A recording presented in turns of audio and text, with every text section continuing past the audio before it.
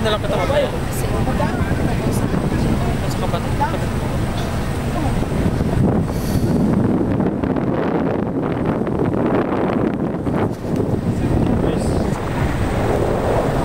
Sabi mo sa taga St. Paul mong kapatid?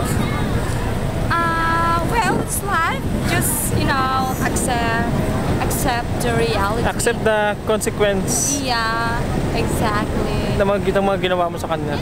Ayan. Yan ang damhin mo ang prutas ng ginawa mo. Itinanim mo yan ang aanihin mo. Diba? Yan ang tinanim mo.